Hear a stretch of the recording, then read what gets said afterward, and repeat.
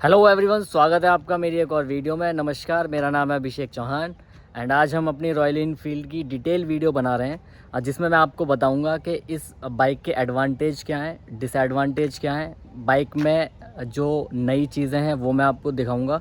Overall मेरा जो experience है 10-15 दिनों का लेने के बाद वो मैं आपके साथ शेयर करूँगा एंड बाइक को डिटेल में आपको दिखाऊँगा। तो वीडियो स्टार्ट करते हैं। सो गाइज़, बाइक की इस तरीके की अब की आती है। पहले थोड़ी सी अलग आती थी बट अब रॉयल इनफील्ड वालों ने थोड़ा सा चेंज कर दिया है एंड ये है अपनी स्टैंडर्ड मिलिट्री ब्लैक। इस तरीके से बाइक का लुक आता है। इसमें क्या एडिशनल चीज़ें लगवाई हैं मैंने वो सब मैं आपको बताऊंगा, बट आप लुक को चेकआउट करो किस तरीके का लग रहा है एंड रोड प्रेजेंस बाइक की कैसी है आप बताओ। इसमें कुछ चीज़ें चेंज हुई हैं। अब जो है स्टैंडर्ड में एंड क्लासिक में ज़्यादा डिफरेंस नहीं है, थोड़ा सा डिफरेंस है, बाकी सारी ऑलमोस्ट चीज़ें सेम हो गई हैं बाइक में। तो धीरे धीरे मैं स्टार्ट करूँगा। पहले मैं आपको मीटर से स्टार्ट करता हूँ। इसके अपने ये की लगाते हैं,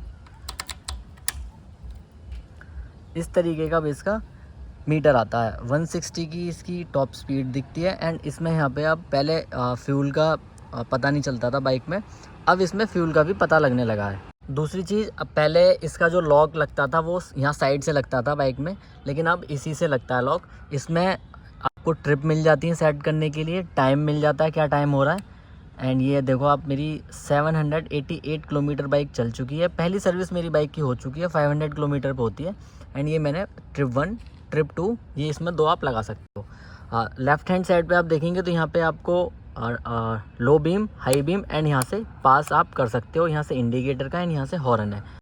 राइट हैंड साइड पे जो हमारा एक्सीलरेटर है, यहाँ पे बाइक का सेल्फ मिल जाता है। ये यहाँ से इग्निशन ऑन कर सकते हैं और यहाँ से हम स्टार्ट कर देंगे इसका सेल्फ। यहाँ पे आप इसको आगे करेंगे तो आपके ये पार्किंग इंडिकेटर जल जाते हैं। पहले बाइक में नहीं आते थे बट अब ये आने लगे हैं, तो इसको आप इस तरीके से इंगेज कर सकते हैं। साथ में पहले इसके जो लीवर आते थे वो ब्लैक आते थे, अब ये स्टील के आने लगे हैं, जिस तरीके से थोड़ा सा अच्छा फील देते हैं। जैसे ये क्रोम वगैरह बाइक में आगे तो ये थोड़ा सा और ज़्यादा लुक को एनहेंस करते हैं। ठीक है, इस तरीके का इसका शीशा आता है। जो दूसरी बाइक्स हैं जैसे क्लासिक वगैरह है उसमें थोड़ा डिफरेंस दिखता है, बट यहाँ पे ब्लैक ही दिखता है एंड सामने से बाइक का इस तरीके का लुक आता है। सामने ये जो आपको दिख रहे हैं छोटे छोटे बल्ब, ये बाइक के जलते रहते हैं एंड स्टार्ट करेंगे तो आपकी लाइट भी जलती रहती है। ठीक है, ये सारा लोहा है। सबसे अच्छी चीज़ बुलेट की ये है कि सब ये लोहा लाट आती है, एकदम भारी भरकम बाइक आती है। ठीक है, ये जो आप टैंक देख रहे हो, इसमें पहले स्टैंडर्ड में गोल्डन लाइन आती थी जो कि हैंडमेड होती थी, बट ये मशीन वाली लाइन्स हैं एंड यहाँ पे जो लुक आता था एक यहाँ पे ये जो रॉयल इनफील्ड का पहले वो भी चेंज हुआ है। स्टैंडर्ड वो भी आता है गोल्डन में, बट इस वाले में जो नया कलर इंट्रोड्यूस हुआ है इसमें इस तरीके का आता है। यहाँ पे आपको किंग का ये साइन दिख जाएगा। पीछे से जो डिफरेंस आता है मेन, जो स्टैंडर्ड का पहले जैसे पता चल जाती थी स्टैंडर्ड है या क्लासिक है, तो अब आप पीछे से तो बिल्कुल नहीं पता कर सकते कि स्टैंडर्ड है या क्लासिक है, क्योंकि पहले इसमें लाइट चौखंटी सी आती थी स्टैंडर्ड में एंड क्लासिक में गोल आती थी। अब दोनों बाइकों में सेम आती है, गोल ही लाइट आती है एंड सेम ही इंडिकेटर आते हैं। यहाँ पे थोड़ा सा ये ऊपर की साइड मडगार्ड हो गया है, पहले थोड़ा नीचे आता था। तो ये इस तरीके से इसका पीछे का लुक है। यहाँ पे आपको बैजिंग मिल जाती है रॉयल इनफील्ड की एंड ये जो लाइट है ये हैलोजन है। सारी लाइट का जो सेटअप है वो हैलोजन होता है इसमें। इस बाइक में सबसे बड़ा चेंज है इसका इंजन, जो कि अब जे सीरीज़ में इंट्रोड्यूस हुआ है, जो कि 349 सीसी का इंजन है, जो कि प्रोड्यूस करता है 20.4 PS की एंड 27 Nm टॉर्क जनरेट करता है। जितनी भी 350 सेगमेंट की रॉयल इनफील्ड की बाइक्स हैं, जैसे हंटर है, क्लासिक है, मीटियोर है, स्टैंडर्ड है, ये बाइकों के नाम अलग हैं, इनके स्टांस अलग हैं, लुक्स अलग हैं, बाकी इंजन सारी बाइक्स में सेम आता है। एंड बाइक में अब जो इसका चेचिस है, फ्रेम है, वो अब इस तरीके का दिखता है। पहले सिंगल दिखता था, अब डबल में दिखता है, जिससे थोड़ी सी वाइब्रेशंस में इसके सुधार हैं। बहुत ज़्यादा सुधार नहीं है, लेकिन हाँ थोड़े बहुत सुधार हैं। मैंने पहले जो इससे पहले स्टैंडर्ड आती थी वो भी काफ़ी मैंने चलाई है, मेरे फ्रेंड के पास है, जो कि मैंने बहुत ज़्यादा चलाई है। तो ऐसा नहीं है कि मैंने बाइक चलाई नहीं है, तो लेकिन मैं जो इसमें फ़ील करता हूँ, जो मैंने लगभग 788 किलोमीटर से इसको चलाया है, तो जब हम इसको रैव करते हैं, थोड़ा सा एक्सीलेटर देते हैं, तो वाइब्रेशन हाथों में अच्छी खासी फील होती है। बहुत ज़्यादा वाइब्रेशन में चेंजेस नहीं है, बट हाँ थोड़े बहुत चेंजेस हैं, थोड़ा सा अलग चलने में लगती है। जैसे पहले जो बाइक आती थी उसका साइलेंसर का इशू था आवाज़ नहीं आती थी लोगों को, मज़ा ही नहीं आता था कि हम बुलेट चला रहे हैं। तो इसमें आपको वो फील तो आता है, बहुत ज़्यादा आवाज़ नहीं है, लेकिन हाँ अच्छी खासी फील देने के लिए आवाज़ है। वो मैं आपको भी वीडियो के एंड में सुनाऊंगा किस तरीके का बाइक का साइलेंसर से आवाज़ आती है, जो इसका एग्जॉस्ट है वो किस तरीके का, वो मैं आपको सुनवाऊँगा। बाकी जो इसका पीछे का टायर है, इसमें पीछे डिस्क ब्रेक नहीं आते हैं। एंड इस टायर का जो साइज़ है वो मैं आपको बता देता हूँ। C8 का टायर बाइक में आता है एंड 120/80 सेगमेंट का ये टायर इसमें आता है पीछे। पहले स्टैंडर्ड में काफ़ी पतला टायर आता था, वो भी बहुत लोगों की शिकायत रहती थी, बट अब इसमें चौड़ा टायर हो गया है, तो ये काफ़ी अच्छी है। ब्रेकिंग में सच मुझे कोई ज़्यादा इशू लगता नहीं है, पीछे डिस्क ब्रेक नहीं है तो मैं डिस्क ब्रेक वाली भी ले सकता था, बट मुझे इसमें थोड़ा सा ज़्यादा vintage and old school feel आती है, तो मैंने ये वाली बाइक इसलिए ही खरीदी है। आगे का जो टायर है बाइक में, उसमें डिस्क ब्रेक के साथ ABS भी ऑफ़र होता है एंड बाइब्री के ब्रेक ऑफ़र होते हैं एंड 100/90 का टायर जो है आगे आता है। स्पोक व्हील्स आते हैं। जो स्टैंडर्ड है, इसमें किसी भी स्टैंडर्ड में एलॉय व्हील नहीं आते हैं, क्लासिक में आते हैं एंड हंटर में आपको एलॉय दिखते हैं। उसमें भी वेरिएंट्स हैं, उसके अकॉर्डिंग आपको ऑफ़र होते हैं। बाइक में जो लाइट ऑफ़र होती है वो हैलोजन ही है एंड यहाँ पे आप देखोगे अंदर आपको RE की बैजिंग मिल जाती है। थ्रो में मेरे को कोई भी कमी नहीं लगी, हैलोजन है एंड मुझे नहीं लगता कि मुझे LED में कन्वर्ट करने की ज़रूरत है। थ्रो में कोई कमी नहीं है, वो अपनी मर्ज़ी है, तो आप चेंज करा सकते हो, अदरवाइज़ मुझे नहीं लगता कि कोई भी उसमें प्रॉब्लम है। इसके थ्रो में आराम से आप दिन में भी एंड रात में भी यूज़ कर सकते हो उसको बिना किसी परेशानी के। बात करें बाइक की सीट की, तो सीट बहुत ज़्यादा कुशनी नहीं है एंड बहुत ज़्यादा हार्ड नहीं है। पहले वाली जो स्टैंडर्ड है उससे थोड़ी ज़्यादा कुशनी है एंड ये चौड़ी अच्छी खासी आप बैठ सकते हैं। पिलियन के लिए भी बहुत अच्छी है सीट एंड पीछे इस तरीके का ये आपको होल्ड मिल जाता है, आप पकड़ के बैठना चाहें, कोई भी बैठना चाहे तो यहाँ पे ये पकड़ने के लिए, बाइक को डबल स्टैंड वगैरह पे लगाने के लिए, कुछ बांधने के काम आ सकता है। ये ऑफ़र होता है, सिर्फ इसी साइड होता है, इस साइड नहीं होता है। ये आपको ये पूरा कवर मिल जाता है यहाँ से, ये सारी चीज़ें बाइक के साथ आती हैं। साइड स्टैंड इसका क्रोम फिनिश में मिलता है एंड जो इसका डबल स्टैंड है वो आपको ब्लैक कलर का ही मिलता है, जो बाइक का कलर है। यहाँ पे आपको बुलेट की बैजिंग मिल जाती है, बुलेट 350 की, एंड एक आपको यहाँ पे बुलेट रॉयल इनफील्ड की बैजिंग मिल जाती है। साइड में आप शॉकर देखेंगे इसके, तो यहाँ पे आपको रिफ्लेक्टर्स मिल जाते हैं, आगे से कवर्ड है। बाइक में से अब जो चेंज हुआ है वो है कि अब बाइक में आपको किक नहीं मिलती है। किसी भी रॉयल इनफील्ड की बाइक में अब आपको किक नहीं मिलती है, अब सिर्फ इसमें सेल्फ मिलता है आपको, तो वो फील ख़त्म हो गई है। किक ज़रूर देनी चाहिए थी, मुझे भी ये लगता है। आप लोगों के क्या ओपिनियन है वो भी आप मुझे बताना। एंड अब इस बाइक में मैंने एडिशनल क्या करवाया, मैंने इसमें एक लैग गार्ड लगवाया है, ठीक है। दूसरा मैंने इंजन क्रैश गार्ड इसमें लगवाया है, जो डीलरशिप से ही लगवाया है, जो कि मुझे लगता है कि मैं बाहर से भी लगवा सकता था, बट डीलरशिप पे वो आपको जिस तरीके से इंट्रोड्यूस करते हैं, आपको लगता है ले लेने चाहिए। मुझे लगता है थोड़ी सी कॉस्टिंग कम आ सकती थी, जैसे ये मुझे 4200 रुपीज़ का पड़ा एंड क्रैश गार्ड मुझे 1900 समथिंग का पड़ा। मुझे एग्जैक्ट प्राइस याद नहीं है, वो मैं पेपर में देखूँगा तब मुझे याद आएगा। एंड दूसरी चीज़, अब बुलेट जो स्टार्टिंग में, जैसे आपका जो स्टैंडर्ड है, ये बेस मॉडल है, इससे एक नीचे मॉडल आता है जिसमें लाइनिंग नहीं आती है, ठीक है, सिर्फ उसमें सिर्फ आपको ये लोगो मिलता है। तो अब सारी बाइकों में आपको ये USB चार्जिंग का भी आपको यहाँ पे ऑप्शन मिल जाता है। आप अपना फ़ोन यूज़ कर सकते हो, यहाँ से चार्ज कर सकते हो अगर आप ट्रैवल कर रहे हो तो। ये भी बहुत अच्छी चीज़ इंट्रोड्यूस करी है रॉयल इनफील्ड ने, क्योंकि ये टूरर बाइक है। आप लंबे सफ़र पे इसको लेके आराम से जा सकते हो, तो उसमें आपको ज़रूरत पड़ती है कि फ़ोन चार्जिंग करने के लिए, क्योंकि आप मैप वगैरह के लिए फ़ोन आगे ला के रखते हो। तो ये बहुत अच्छी चीज़ लगी मुझे कि आप फ़ोन चार्ज कर सकते हो, अपना पावर बैंक चार्ज कर सकते हो ज़रूरत पड़ने पे।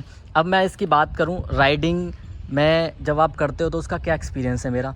आप बहुत आसानी से 100-150 किलोमीटर का सफ़र कर सकते हो, उससे ज़्यादा थकान होगी आपको कोई भी बाइक हो। मुझे लगता है ये मतलब सबसे ज़्यादा कम थकाने वाली बाइक है रॉयल इनफील्ड। काफ़ी पुराने टाइम से लोगों की फ़र्स्ट चॉइस है ये, कि आपको कहीं सफ़र पे जाना है तो इससे ज़्यादा आराम और मज़े वाली बाइक मुझे लगता है और कोई नहीं। और भी हो सकती है, आई एम श्योर, बट मुझे लगता है कि ये सबसे ज़्यादा कंफर्टेबल एंड लंबे सफ़र के लिए बाइक है, क्योंकि इसकी पावर एंड इसका जो रोड से चिपक के चलने वाला जो एक्सपीरियंस है वो सब लोगों को पता है। तो वो एक बढ़िया चीज़ है रॉयल इनफील्ड की। एंड बाइक का लुक किस तरीके का आ रहा है ये आप मुझे बताओ। मुझे काफ़ी ज़्यादा पसंद आता है ये वाला कलर, सिल्वर कलर का जो इंट्रोड्यूस हुआ है कलर। काफ़ी ज़्यादा रोड प्रेजेंस इसकी अच्छी है, लोग देखते हैं, जैसे जैसे मैं रोड पर रुकता हूँ तो पूछते हैं कि कलर कौन सा है, ये कैसे आपने मतलब लगवाया है क्या अलग से, ये पूछते हैं मेरे से। एक पेट्रोल पंप वाला पूछ रहा था कि भैया आपने टेपिंग करवाई है, क्योंकि बहुत ज़्यादा भी रोड पे बाइक नहीं दिख रही है। अभी फरवरी में ही ये कलर लॉन्च करा है रॉयल इनफील्ड ने। दूसरी चीज़, ये कलर एंड ये वाला वेरिएंट आपको कितने रुपए का पड़ेगा, सबसे इम्पॉर्टेंट चीज़। तो ये आपको देखो सिटी टू सिटी डिफरेंट हो सकता है। अभी मुझे ये 2,17,000 रुपये का समथिंग पड़ा है, कुछ 1,500 रुपये ऊपर नीचे मैं आपको बता रहा हूँ, जिसमें ये leg guard and crash guard दोनों चीज़ें इंक्लूड हैं। ठीक है, अब मैं आपको इस बाइक का एग्जॉस्ट सुनाऊंगा, तो आप बताना मुझे कि कैसा एग्जॉस्ट आता है। तो अब स्टार्ट करते हैं बाइक को। जैसे ही हम इसको ऑन करते हैं, एक छोटी सी ची सी आवाज़ आती है, सुनना आप। एंड अब बाइक को स्टार्ट करते हैं। ये बाइक का जो आइडली है, मतलब नो स्टार्ट है, एक्सीलेटर नहीं दे रहे हैं, तब ये बाइक की आवाज़ आती है। ये देखो, यहाँ से अगर आप बैठे हो तो किस तरीके की आवाज़ आएगी। एंड देखो वाइब्रेशन, देखो आप, वाइब्रेशन बाइक में है। खड़ी में भी मुझे नहीं पता आप लोगों को दिख रही है नहीं दिख रही, बट और इंजन में से अगर मैं इंजन को आपको सुनाता हूँ, यहाँ पे कैमरा रख के, तो इस तरीके की आवाज़ आती है। एंड पीछे से आपको सुनाऊँ तो इस तरीके की आवाज़ आती है। मतलब थंप जो आता है, बेस जो आता है, वो बाइक में है। अगर मैं एक्सीलेटर करूँगा तो भी मैं आपको सुनाता हूँ कि किस तरीके का साउंड आ रहा है। देखो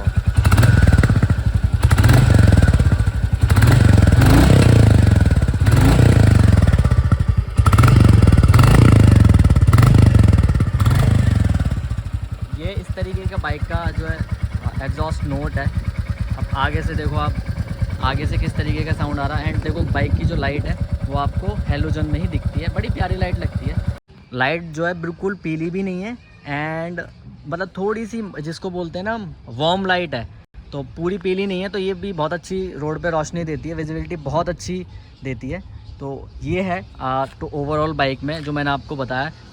एक लास्ट में मैं आपको हॉर्न भी सुनवा देता हूँ कि बाइक का हॉर्न कैसा दिया है। ये आप देखो, यहाँ पे हॉर्न है।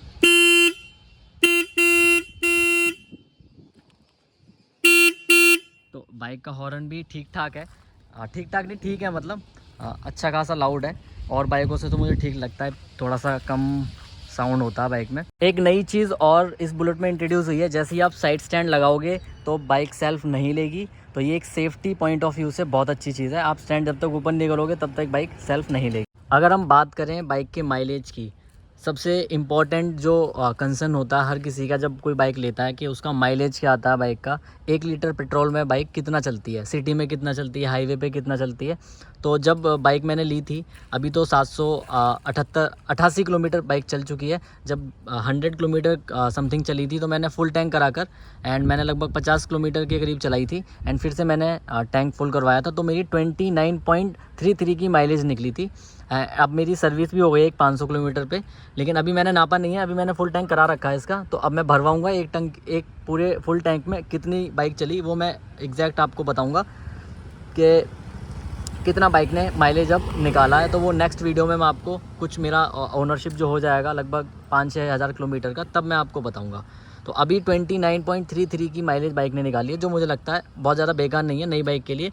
एंड 350 सीसी के इंजन जो होते हैं उसके लिए मेरे हिसाब से ये फेयर है माइलेज। बाकी आप लोगों की क्या व्यूज़ हैं वो भी आप मुझसे शेयर करें, आपकी बाइक क्या माइलेज निकाल रही है। आई एम श्योर हाईवे वगैरह पे बहुत ज़्यादा अच्छा माइलेज निकालेगी ये, लगभग 40 के आसपास जा सकती है अगर हम इसको तरीके से चलाते हैं, रैप ज़्यादा नहीं करते, 60, 70, 80 की स्पीड पे तमीज़ से चलाते हैं। तो अब आप बताओ मुझे, इसमें आपको कुछ और चीज़ें मिस हो गई हों तो आप मुझसे कमेंट्स में पूछ सकते हैं। तो ओवरऑल आपको बाइक का जो डिटेल मैंने आपको बताया वो कैसा लगा वो आप मुझे बताइएगा। अब बाइक काफ़ी अच्छी लगती है। अगर आपको कोई बाइक लेना चाहता है एंड मेरा एक्सपीरियंस कैसा है बाइक का, राइडिंग वगैरह कैसी है, वो आप मुझसे पूछना चाहते हैं तो ऊपर आप मेरे इंस्टाग्राम पे मुझे मैसेज कर सकते हैं। कोई अपनी गाड़ी का या बाइक का अपने मेरे साथ अपना एक्सपीरियंस शेयर करना चाहता तो आप प्लीज़ मुझे मैसेज करें, हम रिव्यू करेंगे एंड और भी चीज़ें डिस्कस कर सकते हैं। कोई भी मेरी बाइक से रिलेटेड कोई भी क्वेश्चन पूछना चाहता है तो आप प्लीज़ मुझे मैसेज कर सकते हैं। Thank you very much video देखने के लिए। अगर आप चैनल पे नए हैं तो प्लीज़ सब्सक्राइब कर लें, मुझे बहुत अच्छा लगेगा। एंड बेल आइकन आप प्रेस कर लें, ठीक है। चैनल सब्सक्राइब करें एंड मिलते हैं आपसे नेक्स्ट वीडियो में। Thank you very much.